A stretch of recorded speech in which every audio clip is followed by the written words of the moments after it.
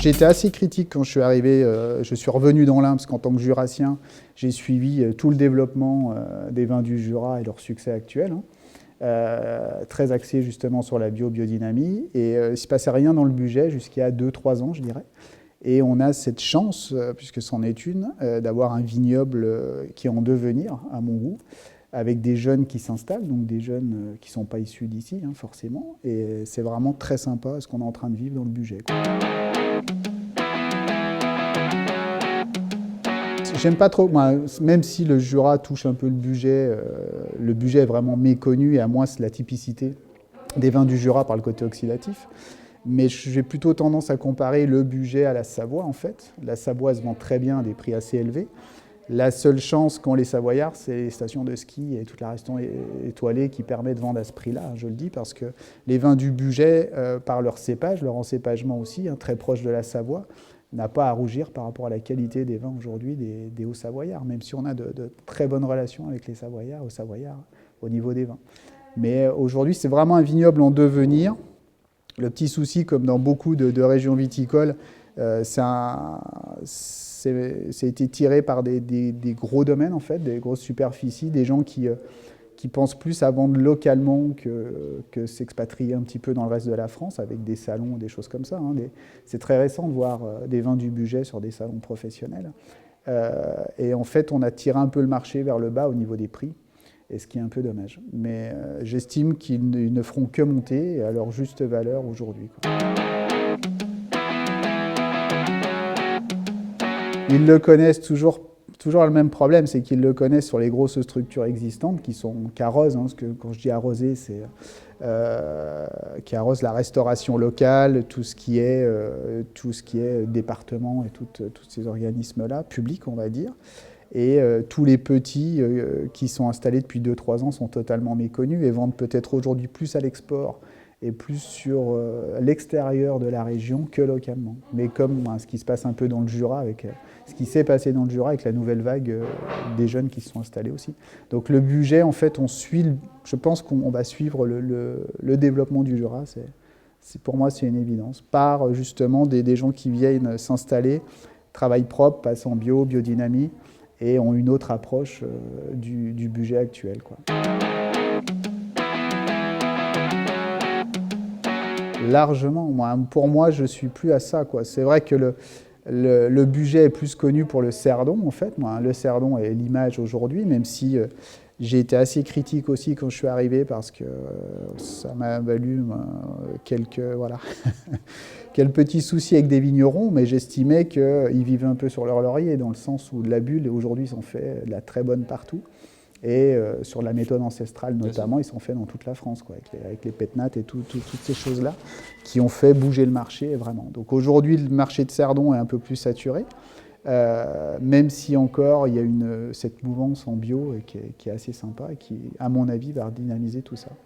Mais il faut aller vraiment, le budget, il faut le découvrir aussi par ces deux cépages assez typiques tout de même, qui sont la Roussette, donc l'Altesse, sur le blanc.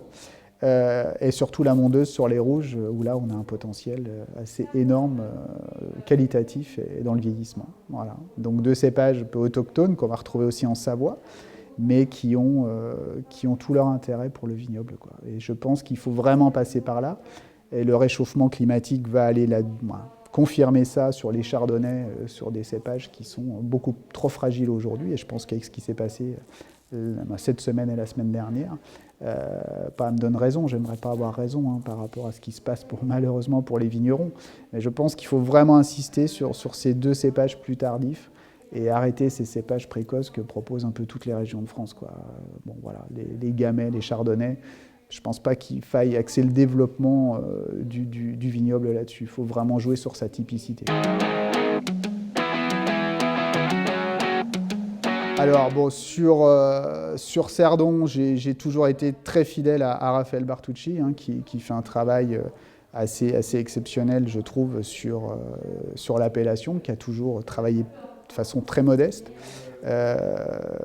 et qui fait pas de bruit, mais ses vins parlent pour lui, avec une seule cuvée, ce qui est assez rare pour Cerdon. Après, bon, je dirais qu'il y a un trio de tête sur Mérignac qui est assez connu aujourd'hui et représentatif, donc que ce soit Bartucci et Léonard Dafache, hein, qui fait un travail aussi extraordinaire. Et puis Balivet, Philippe, Cécile, enfin voilà, pour moi c'est le trio sur Cerdon. Donc j'en ai 3 sur une. Je suis désolé. Ensuite, si on parle sur la partie, tout ce qui est montagneux, bon, le vrai coup de cœur, parce que c'est devenu, moi, la famille, ce sont des amis. La maison Bonnard, à Sayona, Crète, hein, Fred et Roland qui font un travail remarquable pour visiter pas mal de vignobles en France. J'ai rarement vu, moi, un domaine de cette qualité-là, on va dire d'intelligence, que ce soit commercial, moins tarifaire et autres, mais surtout au niveau du développement du vignoble et tout le travail qui a été fait sur la terre en elle-même, quoi. Donc voilà, donc ça, bon, c'est des gens qui sont implantés, donc Romain et Anne-Sophie qui prennent la relève, je pense qu'ils ils ont un billard pour développer ce domaine, hein, puisque, ouais, vraiment, parce que la qualité des vins aujourd'hui, ouais, c'est énorme, et je pense qu'ils en sont conscients. Et c'est vraiment un domaine, je pense, qui sera la tête d'affiche du budget et qui va porter le budget hors de ses frontières et justement servir de locomotive. Grâce à cette jeunesse, hein, avec tout ce qu'ils utilisent au niveau des réseaux et autres, hein, puisque ça fait partie du développement aujourd'hui. Voilà, et après, bon, des jeunes, ça sera plutôt sur, pareil, à suivre, domaine d'Issila, hein, à Groslay, donc ancien domaine de Patrick Charlin, où, pareil, une grosse profondeur des vins, un gros travail qui est fait pour retaper ce vignoble-là, quoi. Et après, donc, qu'est-ce qui me manque comme la région de Belley. Alors, sur Belley, ça bouge. C'est là où on était un peu déficient, je trouve, et on a à suivre, même s'il n'a pas beaucoup aujourd'hui s'implante, c'est à mon goût François, je ne vais pas retrouver son nom, François Galérand, tout à fait, ouais, qui propose actuellement un aligoté Chardot, c'est une petite bombe de fruits, et un gamay que je trouve assez extraordinaire. Donc qui travaille sur 1,5 hectare aujourd'hui et qui se développe avec l'acquisition de 3.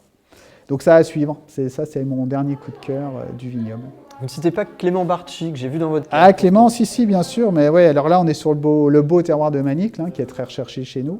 Pareil, hein, premier millésime de Clément, alors à suivre parce qu'on n'a pas encore ces cuvées parcellaires, qui nous tarde d'avoir d'ailleurs, hein, mais qui fait un travail, bon, avec son expérience en vallée du Rhône, sur le beau domaine sur lequel il a travaillé, je pense qu'il va apporter énormément, également faire évoluer un peu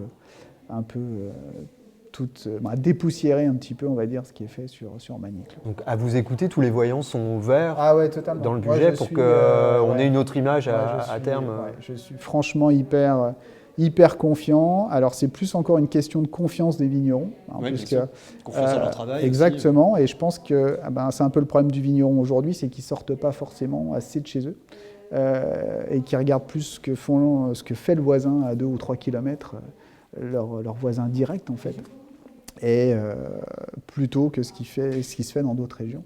Et ce qui leur permettrait d'évoluer encore un peu plus. Mais je suis confiant par rapport à ça. L'entraide qui n'avait peut-être pas forcément, elle est en train de se créer avec les nouveaux arrivants. Et je pense que c'est ça sera bénéfique pour tout le monde, quoi, vraiment. Donc, vraiment une région peu connue, comme encore quelques-unes en France, mais vraiment en devenir.